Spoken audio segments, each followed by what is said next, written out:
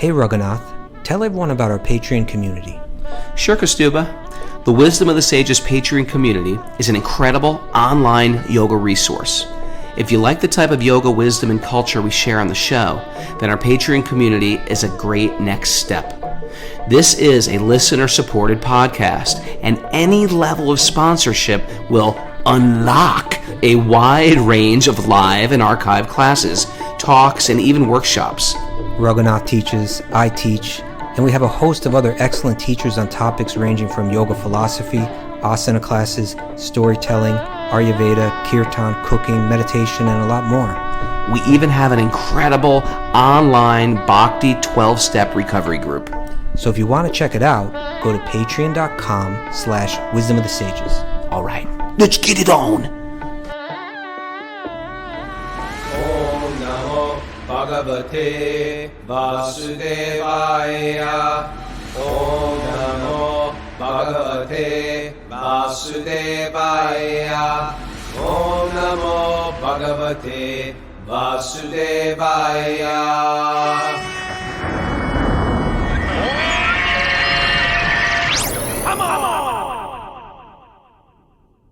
Live from Super Soul Farm, this is Wisdom of the Sages, a daily yoga podcast with your host, Raghunath, and co-host and senior educator at the Bhakti Center in New York, Kastuba Das. Welcome to the show, everybody.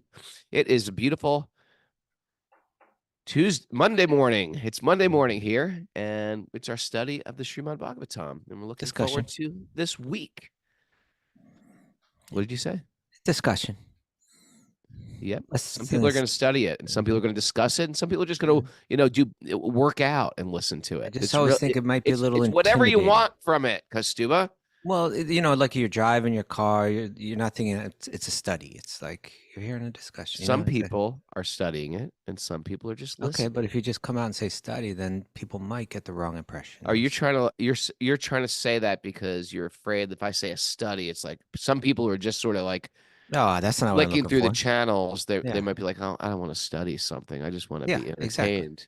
Exactly. Well, we've got entertainment for you too. This is high quality Bhagavatam entertainment at its best. Maybe unprecedented Bhagavatam entertainment. Anyway, it's good. We had a great weekend in Boston. And we are back.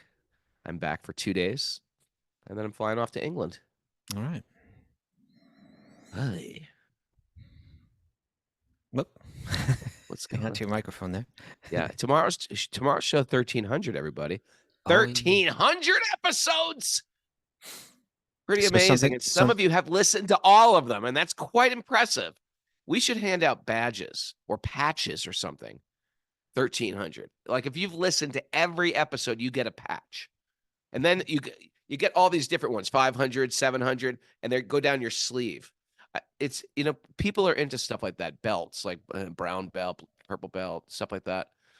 I think that would be a good thing. Hand out patches. Chapu here, she'd get a bunch. Timothy Tucker, he'd have at least 1,000 patch. I don't know if he's got them all.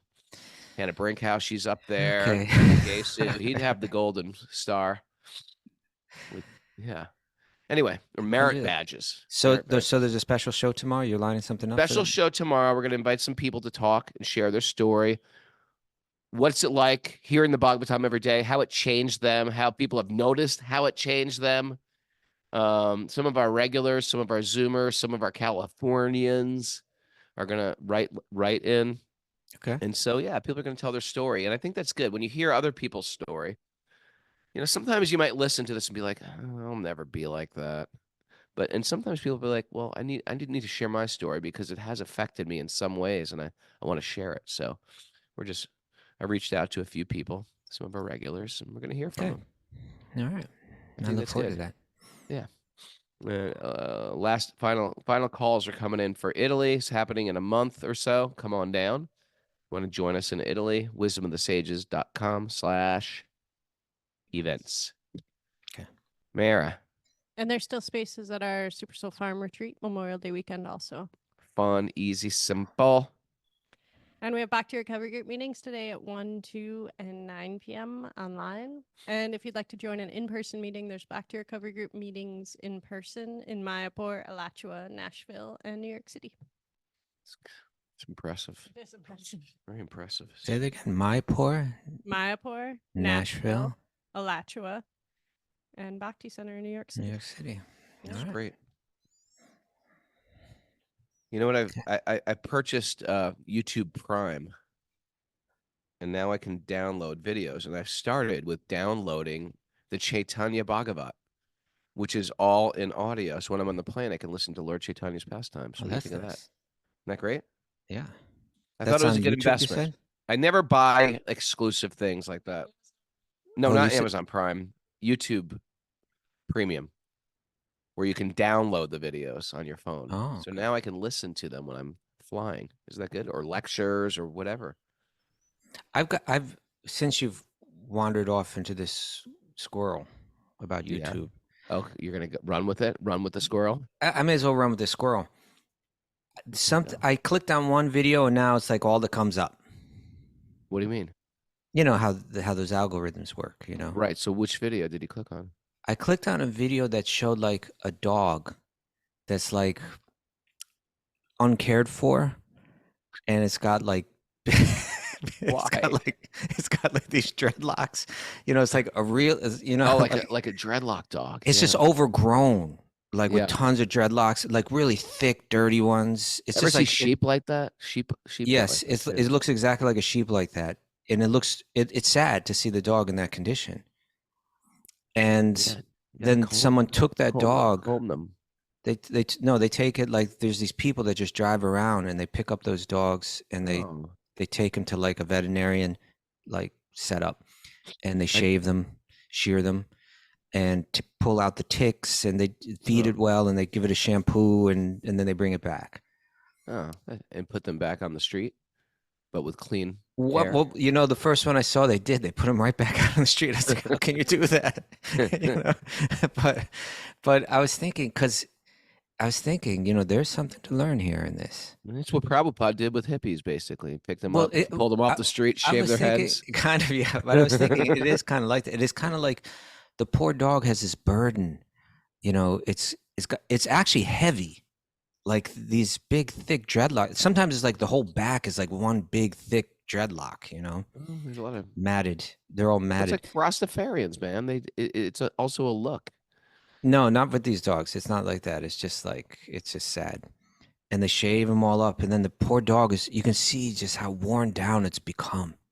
It's Or like stronger from carrying that no, weight around. you haven't seen. I've seen them. I'm telling you about it. Just try to hear me out.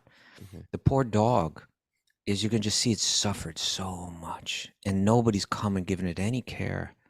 And these people come by and they shave it up and they shampoo it. They pick out every little tick that's stuck on its body. Sometimes it has some other kind of weird growths going on underneath. They treat those. Where are you going with this, pundit? I think this is what Bhakti does for some. You know, then at the end you see the dog is like it's fresh and it's alivened and it's got its life back. Okay. You know, All right. and that's really we don't realize the burden that we're carrying, the anxieties, the resentments, the fears, all of this stuff is weighing us down. You're tying it all in. Good I'm job. tying it in. It's Good weighing job, us sir. down. And when you see that dog, once it's been shaved up, and once it's been cared for, and they give it a special shampoo and everything, you know, that they really take good care of it. And then it's like it's a happy dog again. It's like its tail is wagging like crazy, and it's like it's just so, you know, it's so grateful. Also, it's so I don't grateful. think Stu ever had a dog. Gotta get you a dog, man. That's okay. I did have a dog when I was growing up. Did you? But yeah. What was his name? Pepper. Pepper. Oh, Pepper. You like that? You're a little harsh. I'm gonna use that against you one day. That's what you come up with. Let me use this against you. So Okay, anyway, let's get into our nugget before you but my scroll us point off in was, oblivion. but let me just finally wrap that point up. Is Still that going we're with this? carrying? Okay. I don't think we know just how much weight we're carrying, and we need to allow this process of bhakti. Don't be afraid of it. You know, sometimes I'd imagine those dogs like running away from the person that's going to shave them up. You know, Raghunath over here. Yep, Raghu. yep, here. We're running away from the I think we very need to people that are shave going you to shave up. us up. We're running away. We're afraid. No. The dog has to surrender to it, and then they shave it up, and then it's alive again. That's what this process can do for us. Okay. Okay. Nugget. That's a great analogy. Thank you. Great analogy. Okay. And now I just got all those videos. Like my whole thing is just these dog videos. Yeah, and also, what happens. you know what comes up with that? Also, careful what you click on. Hoof videos. Like they show. Don't even go to hooves. They really take good care of these hooves. They really take good care. You see how well they deal with the hoof. Here's a nugget, Mr. Squirrel. Professor Squirrel. Yes. Who's it from? It's from Jean de la Bruyere. Yeah, I looked it up, the pronunciation. You did pretty well, but I mean, as well as I think it could be expected. I think it really takes a French person to pronounce this because we just don't make sounds like this. We don't make sounds like that. You know what I hate? When American like businesses have like a French I have no idea how to say the name of your little chain restaurant there. I'm sorry. I have no idea how to say the name of Le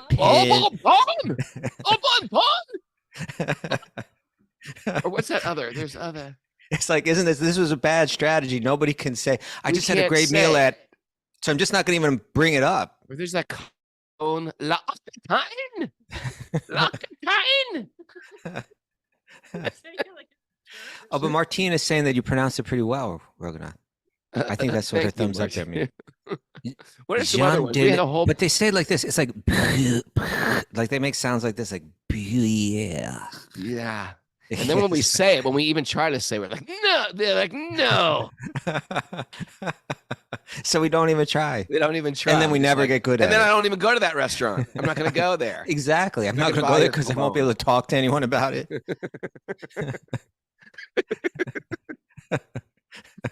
All right. So we got a nugget from Jean de la Bruyere.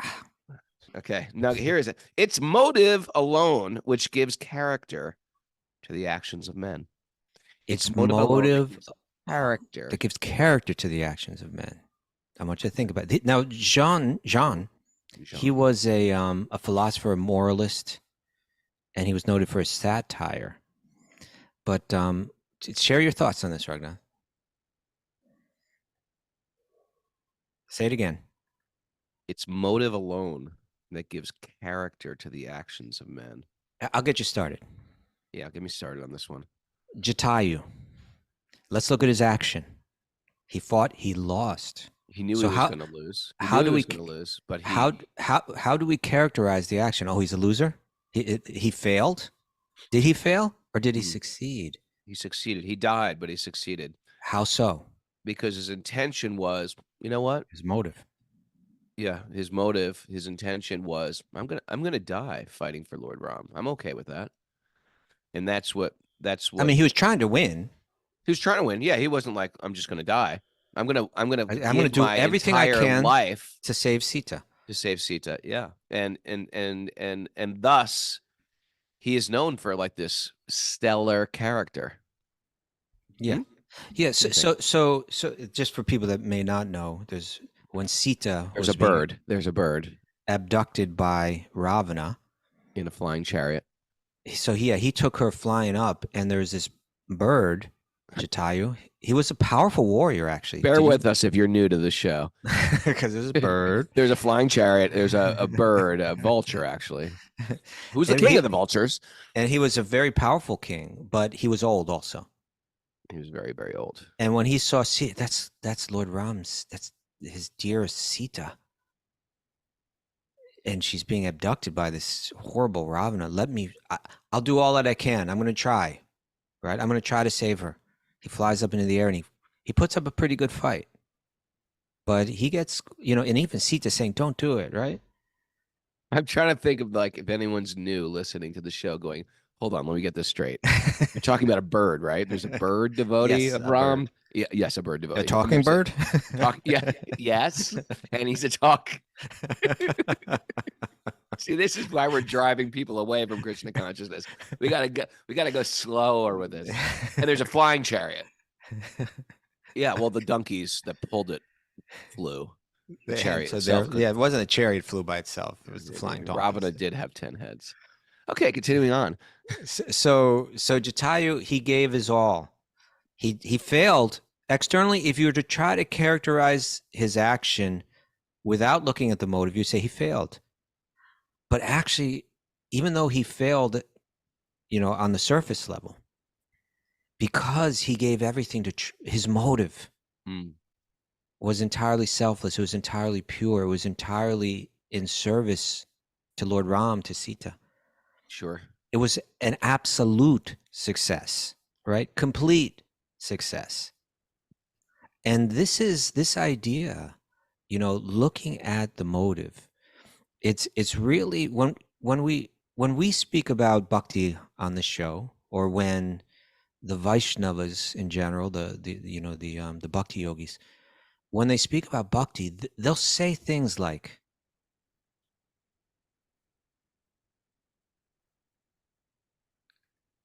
how long will Raghunath sit there staring off into Raghunath? What are you doing? I was thinking of something. Yeah, you're definitely thinking of something. I was thinking. Sitting, I wasn't I looking could have at waited there anything. 10 minutes, and you wouldn't. You, come on. I could have gone on 10 minutes. You would have still been sitting there. What was that clip that somebody sent? It was so funny. It was on a loop. They said, remember that loop? What? Of you? Yeah, when you were here last I time. know. Yeah, I had to nudge you. I was like elbowing you, like over here. There was this incredible. You should put that on Instagram. It was like you're talking, and I'm like looking in space. That was you. Were you just doing that again? You're totally out there. Then I sat there. We should have. I mean, it would be interesting if we would have timed how long you would have just sat there staring with me saying nothing. It's like my jaw was open. Okay. Now listen, okay, stay with me. All right. So the point that I was making is when we speak of bhakti, when the Vaishnavas and the bhakti yogis, when they speak of bhakti, they will commonly speak of it as being superior, right? Bhakti is superior to karma and jnana, right? Yeah. And people might say, "Oh, why are you being so sectarian? Oh, your path is better than everyone else." But Your path is the highest. It's yeah. what Just these like every other religion. What these categories are their steps in evolution, and the evolution is based on the motive. In other words, the purer the motive, the more it is evolved. And that's why bhakti is superior, because the motive is entirely pure. The motive behind karma, this worldview, you could say karma, right, is that I want to enjoy the things of this world. And someone through knowledge, they may evolve beyond that to the platform of Jnana, where they say, I've recognized that kind of thinking, ultimately, it just leads to suffering. I don't need it. I can let go of the things of this world. I want to find peace. That's an evolution, according to the Vedic paradigm, right? You've evolved. But then there's still another level of evolution to go, where one says, you know what? My motive is not to enjoy the things of this world. My motive is also not to just find peace through renunciation. Peace is good. Peace is good. It's just good. not the goal in this bigger picture. Then when one's motive becomes entirely selfless, they're capable of acting out of love, right? Love just becomes the only motive. The motive is no longer selfish. It's entirely selfless. Mm-hmm. That's an evolution. And you'll find, the way that we can understand that this is not sectarian is because you'll find that same evolution in all the different spiritual traditions, right? And you can find that evolution in Christianity. You can find it in Buddhism. You can find it in Judaism. You can find it in Native. It's like that is the spiritual path to purify the motive. And so Jean de la Bruyere has, he's onto something here when he's saying, you know what? It's not so much the action that you can't really characterize the action without knowing the motive. Once you know the motive, you can say whether something was good or bad, whether it was successful or failure. Ultimately, it's the motive that counts. And so the Bhakti Yogis, all of the ritual, all of the teachings, all of the mantra chanting, all the different practices, really you could boil it down to, it's just it's all about purifying that motive until there's nothing left but pure love. We call that prema, right? Mm. It's kind of like distilling the heart, you could say, distilling the consciousness or distilling the heart until it's entirely pure of selfish motive. And only then is one really capable of what you would call unconditional love, right? As long as you have selfish motive, even the motive is like, I just want peace. No, even that's got to be distilled out of there. Mm. And then you get the pure heart, right?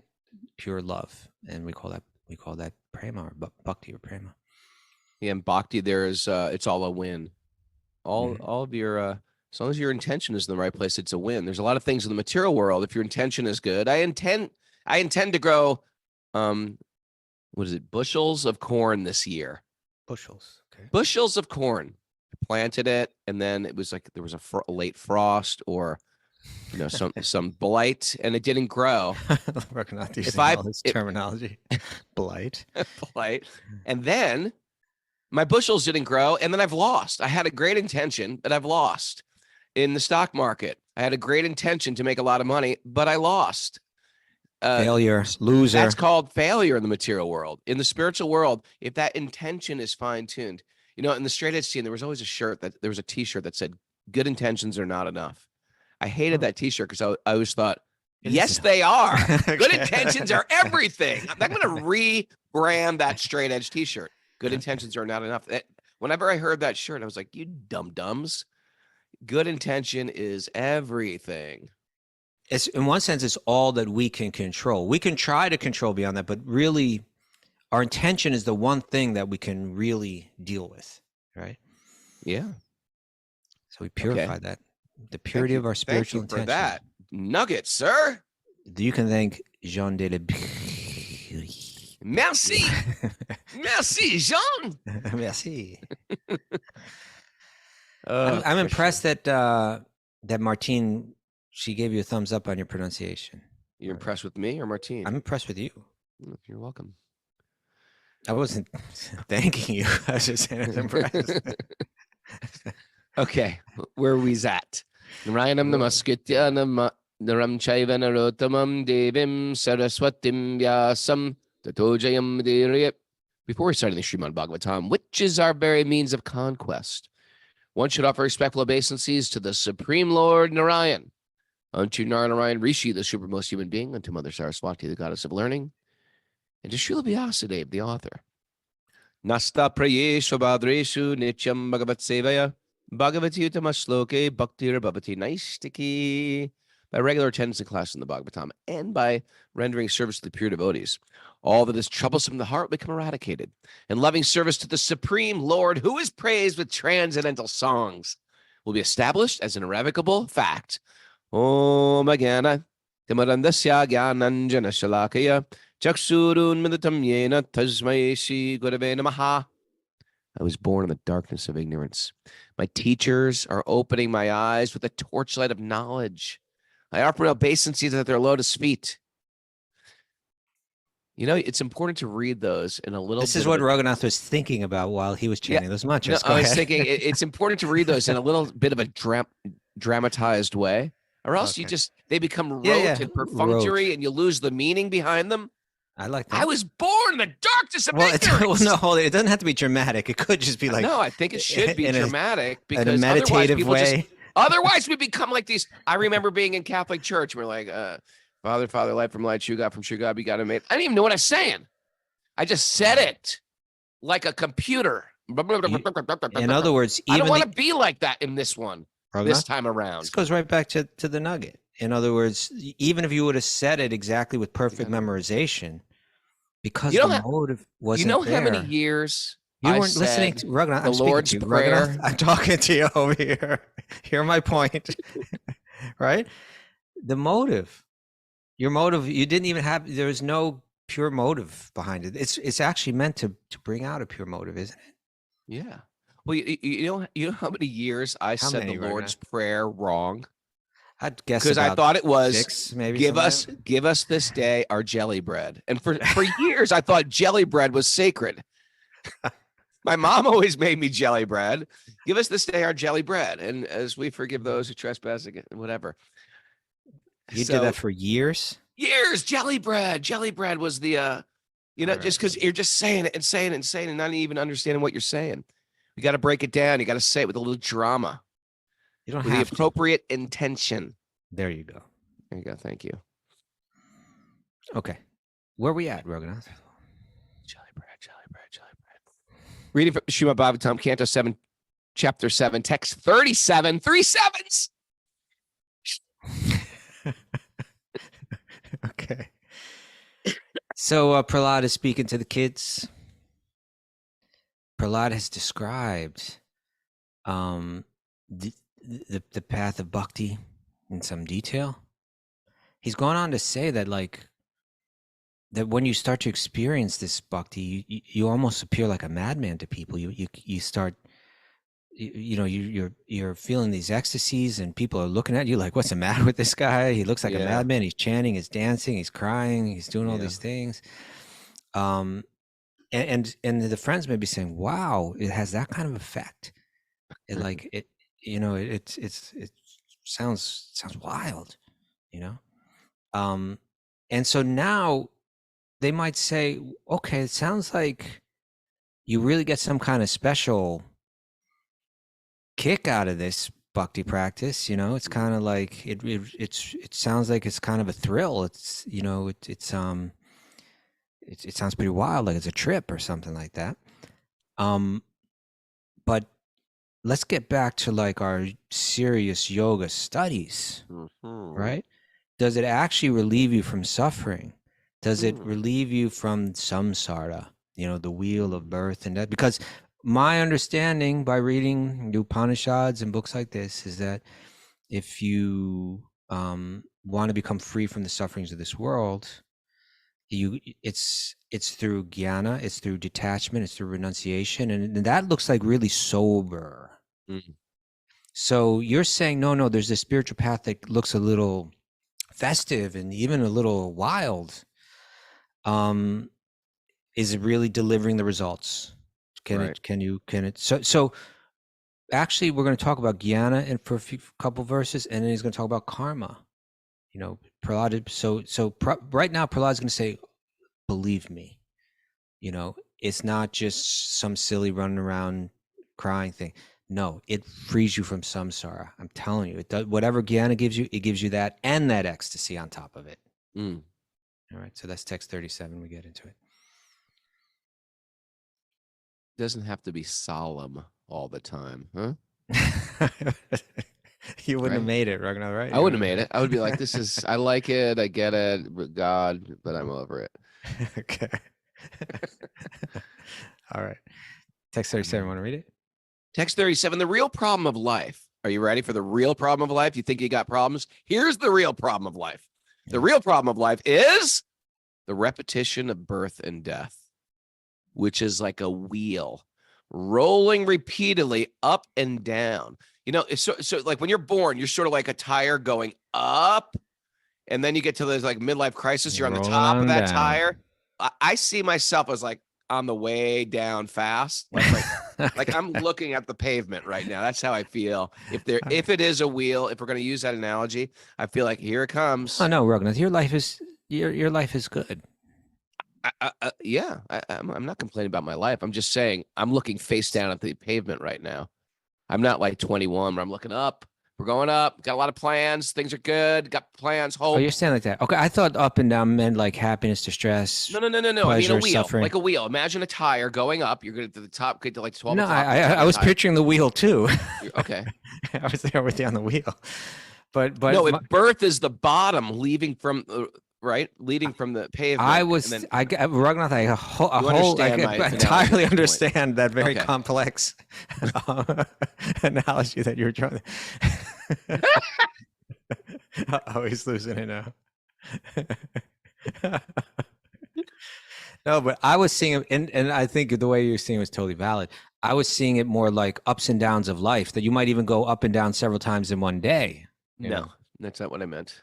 I'm talking about what Prahlad meant. I know that wasn't. Yeah, I was talking about what Prahlad meant too. The birth and death. I'm saying we saw it different ways. It's not that one of us has to be right or wrong, but I'm just saying I was seeing it in a different way. The wheel going around was birth and death. My point is, when you're young, there's tons of hope in the air. And then I the get it. window of hope closes as you get older. I'm not going to be a UFC fighter. I've came to that decision at a certain point in my life. That's not happening. That window's closed. You know what I mean? I'm not going to be a baseball cop. Baseball player. When I was little, I always wanted to be a cop or a baseball player. Okay. Neither of them will accept me. Even like Okay. the U.S. Army, which takes anybody, they will not take me at this point in my life. You're too old? Huh? You're too old? Yes, I'm too old. They don't All right. want me. The window is closing for me. I get man. so I have we're gonna. very I little get that. options. I was just saying that there's an. I was seeing it another way. I don't think one was right or one was wrong, but I was hearing what Prahlad said about the ups and downs that one may go through. You know, that it's just life is just constant ups and downs. It's not that life is one big up and down, but like there's all kinds of ups and downs. That's all. I went to a tarot reader in. I saw the photograph of that. You saw? Oh, you could tell that was a tarot reader. It was pretty obvious. You're sitting at a little table and the tarot cards all over. over. Can people understand what I'm doing? Because I just looked like I was just grunting. The first thing she said to me was, "So you're thinking about retiring soon?" I was like, "Do I look that old that I'm thinking about retiring?" No, she read it in the cards. Well, she read it. Yeah, I know, but I must give off that vibe. Like this guy's worked hard. He's exhausted. Okay, let's continue with this verse, Ragnar. The real problem of life. Okay, I didn't get past the first sentence. Now the second sentence. Ready? This wheel, huh? Yeah. Huh? Mhm. However, completely stops when one is in touch with the Supreme Personality of Godhead.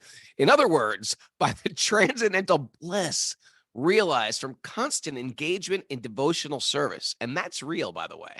Yeah. One is completely liberated from material existence. Okay, that's big. Continue. All learned men know this. Therefore, my dear friends, oh sons of the demons, right? He's talking to all his schoolmates. Yeah. Immediately begin meditating upon and worshiping the super soul within everyone's heart. Very interesting. So he's saying, listen, kids, it's not just me that's saying this. All learned people that really have understood the message in all of these texts, they all get this point. It's not just me. That if you serve he says, why are you, Raghunath, you got it. I'm sorry. Pull yourself together. Come on. Baseball. We're hearing the teachings of Prahlad. These have been handed down by great sages for thousands of years, right? Let's honor it a little bit, huh? Right. Thank you. Pull yourself together. Take a deep breath. Get right there you go. Okay. All right. So he says, Bhajadvam hridaye hrid ishvaram, that you're worshiping that God that's right in your own heart. He's right there. He's inside you, right? He's inside you. The next verse is going to talk more about that. It's interesting stuff. But what do you get through that? What do you achieve? He says, brahma-nirvāṇa sukham, that through this bliss, he's saying, I've been describing this person that's chanting and dancing in bliss, and you're wondering, is he really deeply spiritual? Does he get all the results of renunciation and jnana and all that? No, he gets all that from this bliss. Through that bliss, you get, he actually says brahma-nirvāṇa. You get nirvana. You get this, oh God, Go on, just go. What does the word nirvana mean? You know? Nothingness. It's something like that, yeah. Like right. Va means to blow, so vana means like blown. This is at least one interpretation of it. And the ni or the nis means out, like blown out, like nothing. Right. Yeah. So like all that, just like we're talking about shaving up that dog, and you know, like we've got all this big, thick, matted stuff all over us: fear, confusion, illusion. And crazy desires, lust, resentment, all of this stuff. Rage. Nirvana means like, just, it's all blown out, right? So he's saying all that blows out, all that stuff that people, when they're thinking about spirituality in these conventional organic terms, Bhakti delivers all that, no doubt. You get all of that. And you also get all this ecstasy that's got you dancing around and so on. All right. Oh, that's a good one. Oh, my Text 38 friends. continues this concept of this Paramatma. Yeah, go ahead.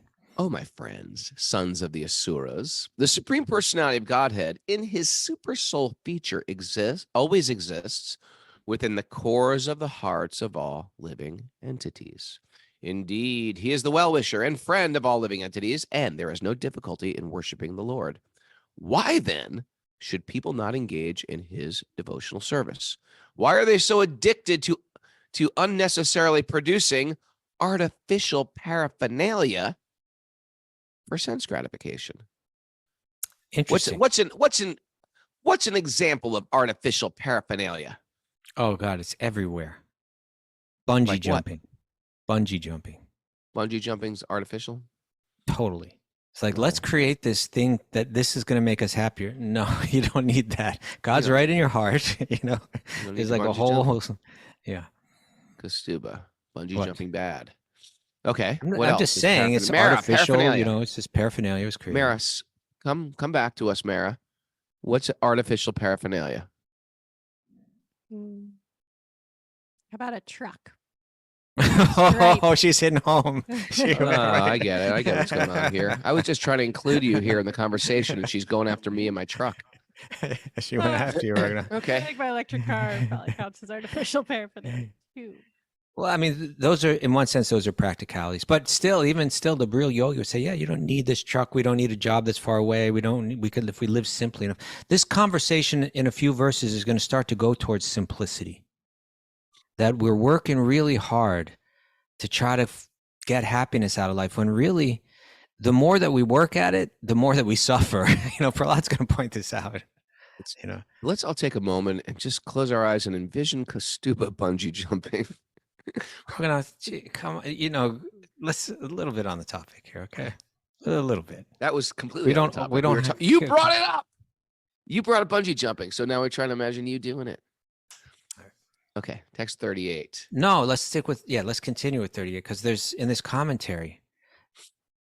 In one sense, it's what Prahlad is saying is so simple that we might kind of miss it.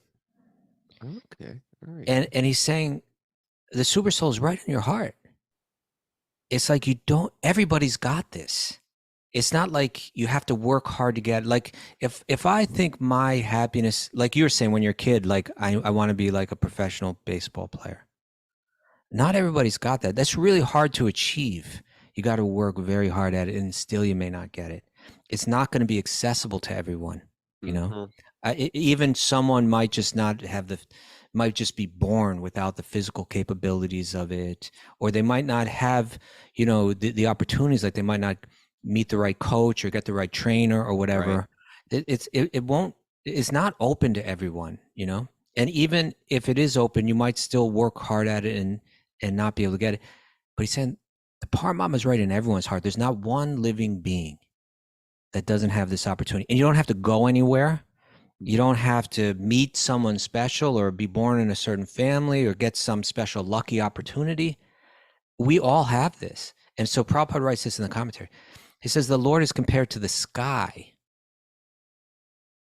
Okay, interesting. Yeah. Because the sky is vast, yet within the reach of all. Not only human beings, but even the animals. Right. So it's like there's not one living person that can say, like, I don't have access to see the sky. Right. It's super vast, but at the same time, it's available to everyone too. So he says the Supreme Lord in his Paramatma feature exists as the best well-wisher and friend. As confirmed in the Vedas, Sayajao Sakayao, the Lord in his super soul feature always stays in the heart along with the living entity.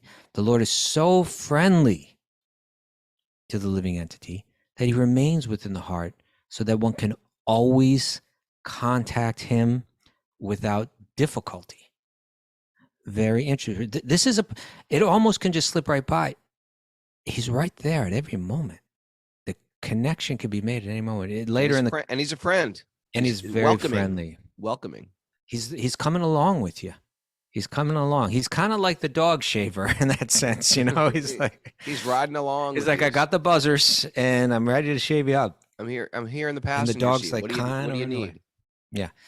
Prabhupada continues, he says, one may live alone anywhere, in any condition, and simply sit down, meditate upon the supersoul, and chant and hear about the Lord. Thus, there is no difficulty in approaching the Lord. Right? It's right there. Okay, so Prahlad's saying to his friends, you're wondering, does this bhakti, does it deliver the results of, you'll get brahma-nirvāṇa through this. You're gonna get it all. And it's available to everyone. You just have to turn inside. It's right there in your heart. Okay, what about karma? What about the motive of karma? What if you're driven not by the desire to find peace and escape the sufferings of this world? What about if you're driven with the desire to get the things of this world, right? How does that relate to this bhakti practice that you're describing? Let us continue. I think that may come at text 40. Love of God is a tall order. Tall, but, well, I think he's kind of arguing the opposite here. He's kind of saying, I mean, it's true. In one sense, it is a tall order. In another sense, it's right there and available for everyone, right? And easy. We want love. We want the easiest forms of love. Yeah. We want it. It's mixed with tons of motives. It's with people that love us in return, that we have an agenda and expectations, what we want out of love. This is pure devotional service. It's like a highest form of refined love, like a refined, what's refined? Refined, yeah. Distilled. Clarified butter. Yeah. Removed everything. All the impurities gone. All the impurities out of it, yeah. Okay. Text 39. Now we're going to hear the karmic viewpoint. One's riches, their beautiful wife, their female friends, one's sons and daughters, one's residence, one's domestic animals, like cows, elephants. We got a domestic elephant, and horses. One's treasury, economic development, and sense gratification. Indeed, even the lifetime in which one can enjoy all these opulences are certainly temporary and flickering. Oh, that's like the ugly That's truth. that wheel going up and down. That's the ugly truth, that everything I have that I like, that I think is part of me and makes up who I am, is just not even yours. It's all going to be packed into boxes and shipped away. Someone was just telling me, like, their parents are getting old and they're going to move in with them, and they're like, yeah, my mom's got all this stuff, tons of junk she's attached to, gonna just ship it up and get rid of it. And that's our life. Someone's gonna, all that stuff you got in your house. I'm looking at everybody's houses right now. I'm looking at every little screen on Zoom. All these things you value, all those mementos, that throw it away file right with all now. your children's paintings in it and stuff. It's all going to be put in a box and shipped to storage, and then eventually thrown out or gone through that. I'm going to take it to Goodwill. Taken to Goodwill. You're going to find all those paintings on your wall at Goodwill, all your books at Goodwill. Or in what's that really good TV show where they unlock the storage container and you when you get all the stuff that's in there. You know what I'm talking about? I'm familiar with that one. Oh, that's a good one. Someone knows what I'm talking about. The storage container. It's like treasures of the storage containers. Yeah. Anyway, here's the verse. Ready? Or did I do it? You just said it. Well, you weren't done, though, I think. I think you said temporary. Storage wars. Thank you, vegan trucker. Even the lifetime in which one can enjoy all these material opulences, they are certainly temporary and flickering. Yes. Since the opportunity, that's a great word, flickering, like a flame. It's not standing stiff. It's moving constantly. It's flicking. Since the opportunity of human life is temporary, what benefit can these material opulences give to a sensible man who has understood himself to be eternal? So this word for Lakshmi Devi is chanchal. Chanchal. Chanchal means flickering. She's like a flame. And Lakshmi Devi is flickering because Lakshmi, or money, right? Wealth in this world. Good fortune. Our stuff, our good fortune, lady luck. She's flickering. She comes and goes. She sometimes appears without, like, knocks on your door without a text message. She just shows up. hey, guess what? It's good news. You're going to get everything today. You're like, me? Yes. An inheritance. The stock markets have gone up. There's a piece of real estate. Someone left something to you in your will, whatever it is. Sometimes we have this good fortune financially, and then sometimes she just disappears. Oh, you just got a letter from the IRS. What does it say?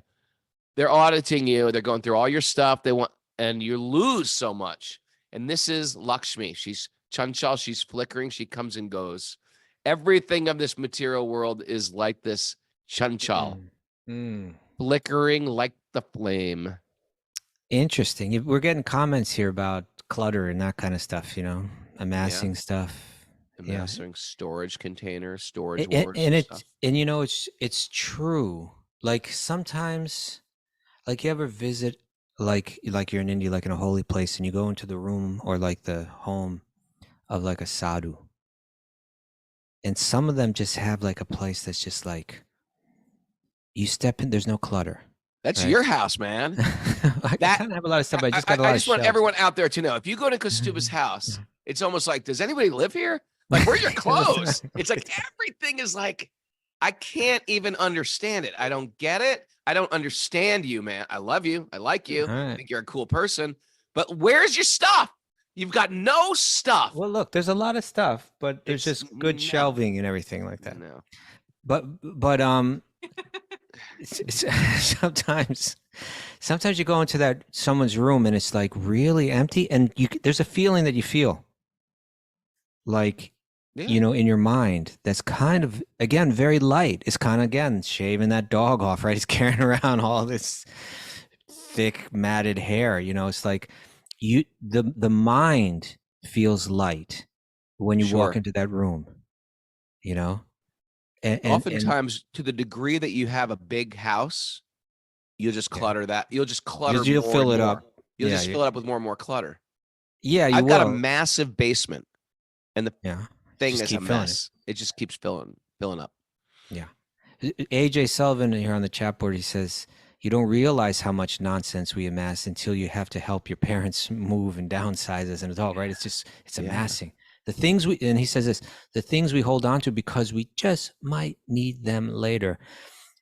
In that statement is a really good statement because it shows the opposite mentality of the sadhu, right? The sadhu doesn't say, let me hold on to this because I might need it later.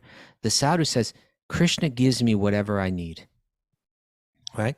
Yeah. He always provides for me what I need. So let me just pass this on. I don't need to amass this, because what if I think, well, what happens 10 years down the road? I might be needing this. No, 10 years down the road, Krishna will give me what I need. It's so interesting though, because maybe he doesn't. Well, no, because I was a devotee. I never saved a lot of my mementos, a lot of my books, and I didn't save my own records. I don't even have my own records that I put out, my own posters or magazine art. I just let most of that just go, and I was like, whatever. But there's a part of me wishes, well, just for the sake of showing it to my kids and my grandkids and stuff like that, it would have been cool to have documented that.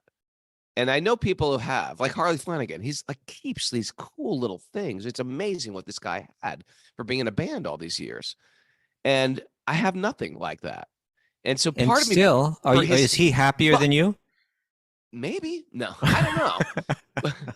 But my point is this. There is something to be said about that when living in the material world. But there's something to be said there is a beauty also of just say, you know what? That part of my life is over. I'm not going to live in a world of lamenting for the past. Because you know why? Because cluttered space means cluttered mind, right? There's one for you. There's a T-shirt for you right there. Okay, cluttered space is cluttered mind.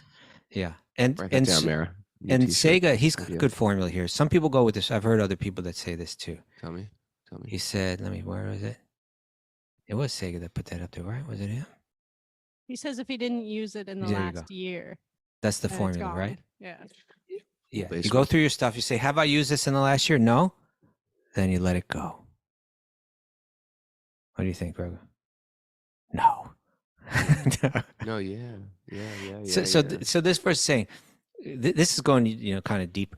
It's laying out all the things that the karmi wants through my piety, through my ritual, through my following dharma. I want these desires fulfilled. I want riches.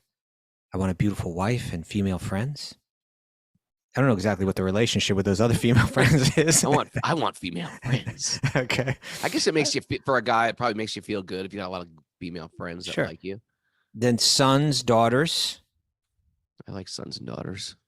Residents. It sounds like a little bit like you. Domestic animals. You got sheep. You got dogs. Are they describing the materialist? They hit the nail on the head. Okay. One's residents. One's domestic animals like cows, elephants, and horses. One's treasury. One's big basement. Economic development, sense gratification. All of this stuff, Prahlad is saying that's not going to give you happiness. It's going to, that's what he's saying. Yeah, he's saying it's just going to clutter you up. It's all temporary. It comes, it goes. Now, Bhakti doesn't demand, the path of Bhakti, the practice of Bhakti doesn't demand that you turn your back on all these things necessarily. Right? See? See? Keep it cluttered. But it does require that you let go of your internal attachments for... There you go. Yeah, because the attachment has to go to Krishna. The attachment has to go to God. That's if your attachment is going to be splayed out to all these things, you're never going to have that love, that attachment for God, that rati that we were talking about earlier, right? So you can exist within all of this. You can even maintain all of this as long as it's not interfering. The tendency is in general, these things tend to distract us. Sure. But if we have the right sangha, right? And we develop the right lifestyle. Yeah. And through that, we develop also the right sentiments and we get the right knowledge. Even in the midst of all of that, one can, even Prahlad, he's living in a palace. Sure. All kind of luxury. It's pretty impressive when people with palaces renounce. I wonder if you and me are going to have to go through some tests where it's going to be like, okay, you two, you know what? We're going to give you and we're old men. We're going to give you millions of dollars. Just gold coins or very valuable treasures. And we're just going to be like, we have to walk away from it. Will we get intoxicated? I mean, we're pretty renounced because we don't have that much. What about mystic powers? Mystical powers. Beautiful denizens from heavens dancing in front of you, Kostuba. Then let's see how steady of mind you are. I just had to pray Krishna doesn't send those kind of tests. Yeah, well, you know what? The tests might come. Let's just pray that we can just be focused. Okay. We've run out of time, Raghunath. Oh, man. It's just warm. It's just getting fun. Oh, Kostuba. We got some good takeaways for you, Miss Mara. Right. Miss Mara, get on the mic, my man. We don't realize how the burdens of resentment, anger, and envy are weighing us down. Shave them off. You go look for those videos. Your heart's gonna be touched by watching those videos. When the poor dog. I don't want those algorithms, man. I've got enough. Not bad. I've got enough animal algorithms. I've got snakes eating snakes. Ever see those? These videos? are much nicer than that. That's what I'm saying. These are much nicer. These aren't nicer than a snake eating another snake. Much nicer. Poor dog. They shave it up. You would love the hoof ones too, Raghunath. They take this hoof and it's got all kind of problems. And they get in there, they clean it out, and then they put like a new kind of thing on there, and then they nail a horseshoe on there. It's amazing the rabbit holes you can go to on YouTube at midnight. Stuff that comes out. I gotta see someone. Hoof care, Raghunath. Google it. Hoof care, 1 a.m. How did they do it? Let's get that squirrel over here, please. Okay. When you shift your motive from selfish to selfless, you can act out of love. That's right. Then we can judge the character of that action because the motive was love. Right. In the spiritual world, good intentions are everything. In the name of love. Oh, in the name of love. What was that? One of those synth pop bands of the early 80s? Yes. Someone knows. Aaron Erskine's like, I know, I got the single. Oh, he said you too. That wasn't you. That was you too? Okay. No. Henry says yes. Was it? All right. Okay. I don't think so. Did you ever see you two? Like live? Yeah. No. Okay. Thompson Oh, twins. That would make Thompson much more twins. sense. There Yeah, you that go. was I on think YouTube. yeah, Come thank you, on. John Branson. Bhakti is not sectarian, but an evolution of motives. That's right. Okay, yeah, there we go. In all the different sects, you will find that evolution. Hmm. It's not sectarian. It's universal. The Supreme Lord is right there with us at every moment, ready to shave us up. Shave it That's up. good. Were the Thompson twins? Anyone know that one? That's all I had Right, to I say. guess, Reynolds. yes, and Stumped that's them why all. they're called Thompson twins. All your mementos are going to be boxed up and sent to storage. Whew. Ouch! Oh, everything. So the Even sooner my you do kids' it, finger paintings. Yeah. John Branson says they weren't twins. They weren't twins. Okay, that's interesting. Wealth and good fortune is flickering. okay. Chanchal. Lekka. Krishna gives us what we need. We don't need to save our clutter. That's right. We don't need to save it. Krishna will give it. Just Unless have you're a that faith. historian, then clutter's good. Okay, well, a historian, you might want to collect things for something like that. That's another Yeah. thing. But in general, have that faith. Krishna will give me what I need. Yeah. Cluttered space means cluttered mind. Mm-hmm. Yep. Don't splay your attachment. Just get attached to serving God. Splay. That's sort of like the theme of the show today. Splay, splayed, splayed out. Okay. And This better be good. and the window of hope to be a baseball cop is closing. Closed on you. Baseball cop. A baseball cop. That was a mistake. I wanted to be a cop at one point, and then I wanted to be a baseball player. Well, like in at another hockey, point. they have like an enforcer, right?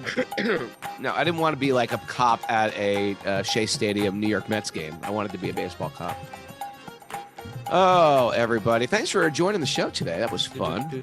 No, I wanted to be a baseball player or a cop, not a baseball cop.